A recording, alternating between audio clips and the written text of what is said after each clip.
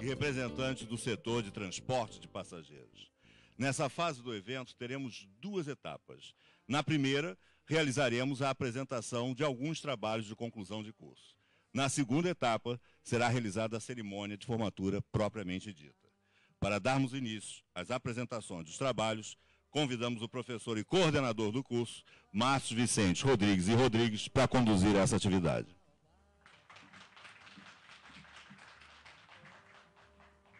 Boa noite a todos. É um prazer estar aqui, né? Depois de algum tempinho, né? Eu estava anotando aqui, março de 2010, né? Até agora, né? Então tem um bom tempo aí, um sacrifício enorme e um sucesso, né? Porque todos concluíram, né, de forma efetiva o curso e nós resolvemos selecionar em conjunto, né, com os participantes, alguns trabalhos onde pudesse ser aqui apresentados, né, compartilhar com vocês esse resultado, né. Não tirando o valor dos demais, mas apenas foi uma amostragem, de forma a ser uma amostragem representativa dos temas, né, em que pudesse trazer aqui um pouquinho de cada tema, de forma a trazer aí no conjunto, né, a obra toda, ou parte dessa obra, né, que a turma conduziu durante esse longo tempo, de muito tempo aí no trânsito, né, falando em transporte, até chegar todos os dias aí, 2 dias na semana nas aulas, né. Então, a primeira apresentação vai ser do Luiz Cláudio, né? Luiz Cláudio de Oliveira, da Rio Lopes, né? Sobre a importância da atividade logística de transporte na rede de frios da indústria farmacêutica no Brasil. Aliás, aprendi muito com o teu trabalho, Luizinho. Então, ia passar a palavra para você, inicialmente. Você tem um tempo curto, né? Diante da quantidade de informações que você tem, certo? Então, nós estamos estipulando um tempo de quanto que nós combinamos? 20, podendo arredondar para 15, mas... Tá certo? Fica à vontade. Daniel, já está aqui? Ele tem que ajustar aqui o microfone, hein? Daniel, prepara aqui para a gente começar aqui.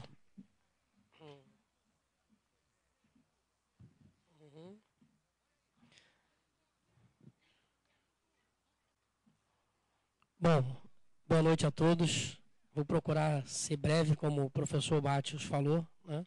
A gente está com tempo aí bastante corrido.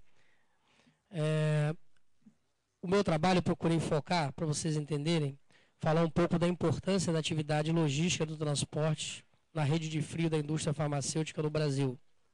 Como o objetivo do nosso curso, do trabalho final, era um case onde nós procuraríamos um problema, procuraríamos ver a exigência para cumprir esse problema, buscar a solução. Eu creio que eu vou conseguir passar uma ideia boa para vocês do estudo de casos que eu fiz. Bom, vou ter que olhar para cá e para lá, porque tem que apontar para esse lado aqui. O problema. As boas práticas... Ok, melhorou. O problema é as boas práticas de transporte de medicamentos, como transportar medicamentos sem alterar suas propriedades. A estabilidade química sofrida pelo medicamento. Medicamentos e, eu diria, vacinas, insulinas, que lá na frente eu vou falar um pouco sobre isso. A gente não percebe, mas quando a gente vai fazer o consumo do medicamento, existe todo um trabalho que está por trás disso. Então, para que você possa ter um medicamento de qualidade, você precisa cumprir alguns requisitos nesse transporte. Tá? Aqui eu coloquei uma visão para vocês terem uma ideia de como o transporte é importante dentro dessa primícia básica do medicamento, né, da importância do medicamento. Então, você tem aqui o fornecedor, que normalmente é no exterior, pode ser dentro do Brasil. Você tem o transporte até as unidades fabris, né, até as fábricas. Depois você tem o transporte até o CD, que é o centro de distribuição. E depois você transporta até o varejo, que seria o cliente final, o distribuidor ou até mesmo as farmácias. Opa, para cá. Ok.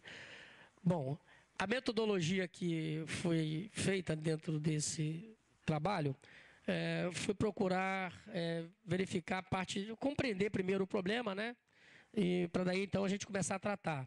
Então, eu identifiquei a questão da metodologia, fiz uma pesquisa científica buscando quais eram os impactos que causam em toda a cadeia do transporte de medicamentos. E percebi que o órgão máximo hoje no país que trata desse assunto é a Anvisa, que é a Agência Nacional de Vigilância Sanitária. Fiz um estudo referencial teórico do significado de cada situação colocada para esse tipo de transporte e fiz pesquisas na internet, né, para chegar aí a algumas informações interessantes que eu vou mostrar aqui para vocês ao longo da apresentação. Foi percebido que a Anvisa ela tem uma portaria RDC 59 que trata das boas práticas de fabricação, as boas práticas de transporte, né? As boas práticas de distribuição, de fabricação, e lá na frente vocês vão ver a boas práticas de transporte, também regulamentada pela Anvisa.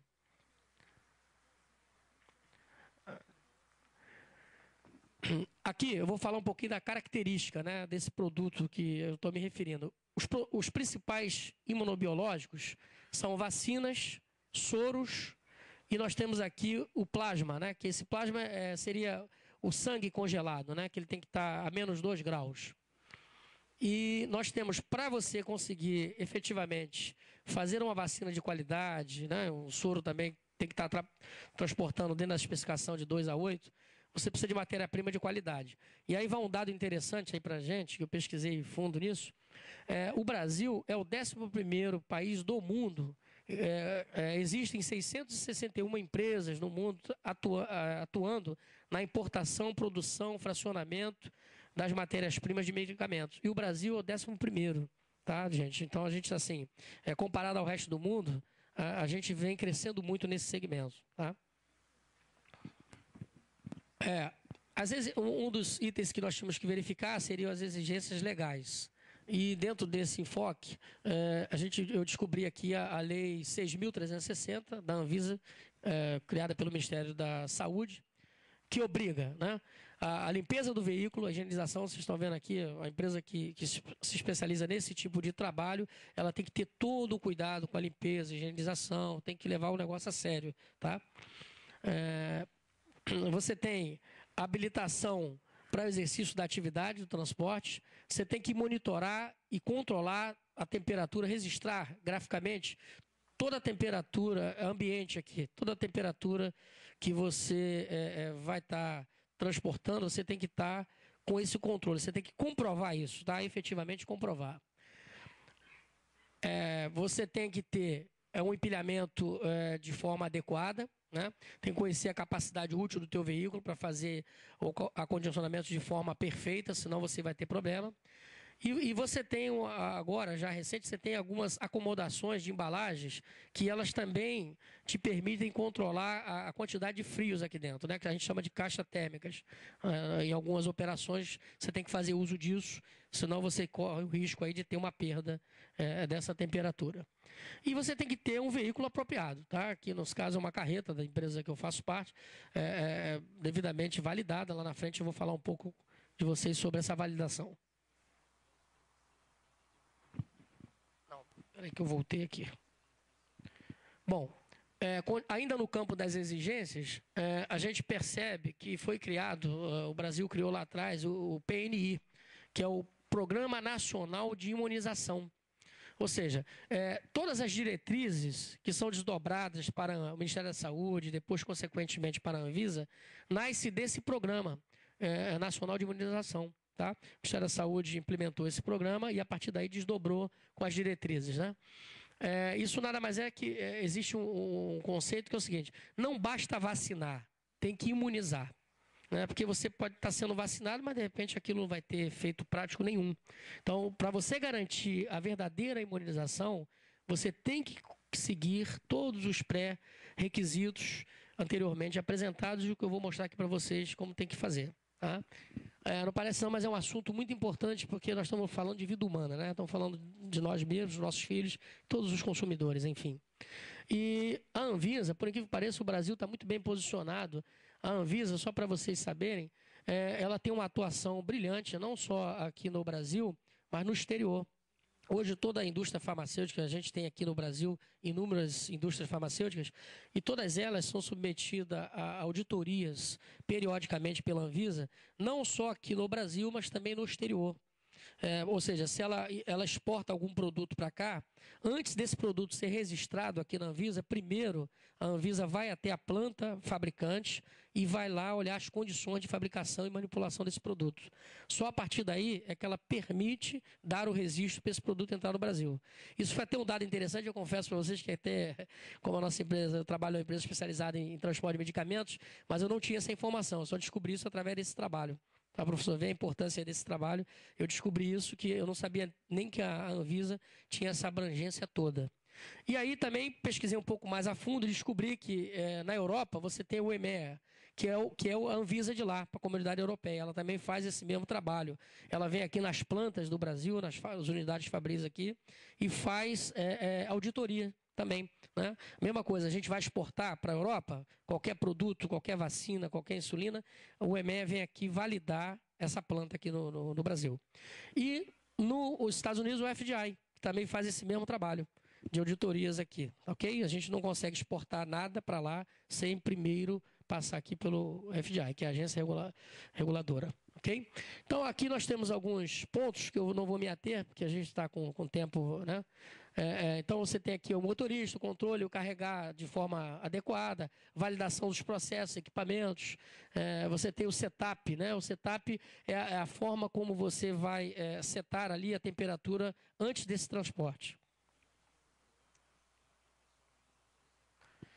Bom, após verificar as exigências, após verificar a metodologia utilizada, após fazer a pesquisa, eu cheguei à conclusão que tinha que falar um pouco aqui de uma empresa a empresa que eu faço parte, que é especializada nessa área, tá? Do transporte de imunobiológicos, transporte de medicamentos como um todo, que é a Rio Lopes Transportes.